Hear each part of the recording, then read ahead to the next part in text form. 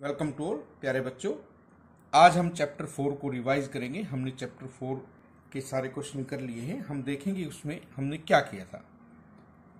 हमने सरल समीकरण को हल किया है और इसकी हमें रिवीजन करनी है। समीकरण क्या था? हमारे पास एक बराबर का निशान होता है, एक बायां पक्ष होता है, एक दायां पक्ष, यानी लेफ्ट हैंड साइड और राइट हैंड साइड। दोनों में से एक तरफ हमारे पास एक अज्ञात राशि होती है जिसे हम चर कहते हैं, अननोन नंबर होता है और उसे इंग्लिश में हम वेरिएबल कहते हैं।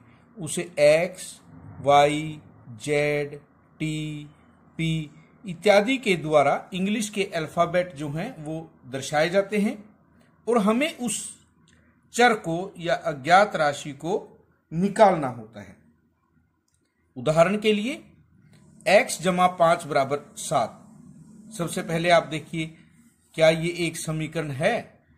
समीकरण की पहचान क्या है? यहां चर और समता का निशान, जो कि अभी बताया गया है, बराबर का निशान होना चाहिए। बाईं तरफ या दाईं तरफ हमारे पास एक चर होना चाहिए। यहां पर चर हमारे पास x है और समता का निशान भी है, तो इसका मतलब ये समीकरण है। यहां हमें जो हल करना है, हमारा प्रश्न ये है x जमा 5 बराबर 7 कि 5 में हम क्या जोड़ें कि 7 प्राप्त हो। आप कहेंगे कि 5 में 2 जोड़ने पर 7 प्राप्त होगा, पर हम उसे करेंगे कैसे? जो हमारे पास समीकरण दी हुई है, हम सिर्फ x को एक तरफ रखेंगे, उसके साथ जो है उसे दूसरी तरफ लेकर जाएंगे। यहां जमा 5 है तो हम उसे दूसरी तरफ लेकर जाएंगे, जमा वाला हमारा घटा होगा, तो आप कहेंगे x की वैल्यू जो है हमारे पास 2 है। 2 और 5 का योग जो है 7 होता है। नेक्स्ट पार्ट, अब हमने एक चर y लिया है, घटा 7 बराबर 20। अब बताइए क्या ये समीकरण है? चर हमारे पास क्या है? y है और समता का निशान हमारे पास दिया हुआ है। इसका मतलब हम कह सकते हैं ये हमारे पास समीकरण है। ये हमारा लेफ्ट हैंड साइड है और ये हमारा राइट हैंड साइड है। दोनों में से एक तरफ या दोनों तरफ हमारे पास चर हो सकता है। यहां लेफ्ट हैंड साइड में हमारा चर दिया हुआ है और इसका मतलब क्या है कि संख्या में से 7 को घटाने पर 20 प्राप्त होता है। आपको बताना है वो संख्या जिसमें से 7 को घटाने पर 20 मिले। आप कहेंगे 27 में से 7 को घटाने पर 20 मिलता है। इसे हम किस तरह गणित में करते हैं? अभी जैसा कि बताया, चर को एक तरफ रखना है, चर के साथ जो है उसे दूसरी तरफ हमें लेकर जाना है। तो 20 जमा 7, y हमारा क्या होगा? 27 होगा। इस प्रकार हम दिए हुए चर का मान ज्ञात करेंगे। अब हमारे पास है 5x बराबर 30। 5 को किस संख्या से गुणा करें कि 30 मिले? 5 छिके 30। अब हमें इसे कैसे करना है? 5x हमें क्या दिया है? 30 दिया हुआ है। यहां 5 और x गुणा में है और जब हम x की वैल्यू को निकालेंगे, 5 दूसरी तरफ चला जाएगा, वो भाग में जाएगा और इस प्रकार हमें x की वैल्यू 6 प्राप्त होगी। अब जरूरी नहीं है हमें चर का पूरा पूरा मान निकले। यहां देखिए 7 गुना x बराबर 40 है। x जो होगा 40/7। ये हमारे पास अंश बटे हर के रूप में भी हो सकता है और ये हमारे पास प्रमेय संख्या के रूप में, यानी इनमें से एक या दोनों माइनस में भी हो सकते हैं। x/3 बराबर 18। इसका मतलब है कि संख्या को 3 से भाग करने पर 18 मिलता है।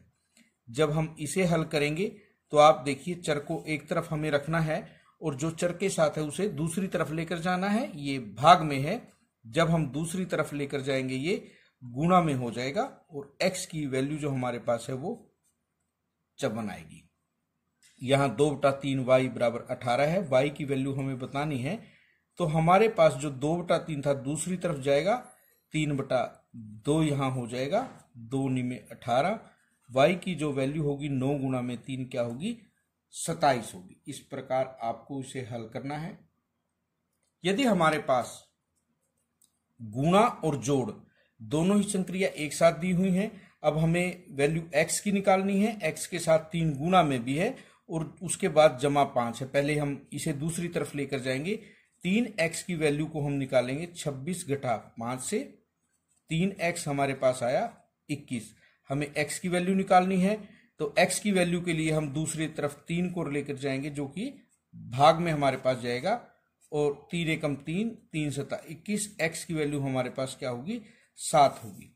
आप चेक भी कर सकते हैं। 3 सता 21 और 5 हमारे पास क्या होगा? 26। लेफ्ट हैंड साइड और राइट हैंड साइड की जो वैल्यू है वो हमारे पास बराबर आएगी। इसी प्रकार यहां है, हमें पहले इस 2 को दूसरी तरफ लेकर जाना है। 1/3y हमारे पास 12 घटा 2 होगा, जो कि हमारे पास 10 है। जमा वाला दूसरी तरफ जाएगा तो घटा होगा। y की वैल्यू हमें निकालनी है। यहां 1/3 है, दूसरी तरफ जाएगा तो 3/1। 10 गुना 3 हमारे पास क्या होगा? 30 होगा। हम कहेंगे कि y की वैल्यू हमारी 30 है। अब हम स्टेटमेंट वाला एक क्वेश्चन देखते हैं। रवि और मोहन मित्र हैं। रवि की आयु मोहन से 2 वर्ष अधिक है। रवि बड़ा है और मोहन छोटा है। हमें एक संबंध दिया है, रवि की आयु मोहन से 2 वर्ष अधिक है। दोनों की आयु का योग हमें दिया है कि 50 है। हमें आयु ज्ञात करनी है।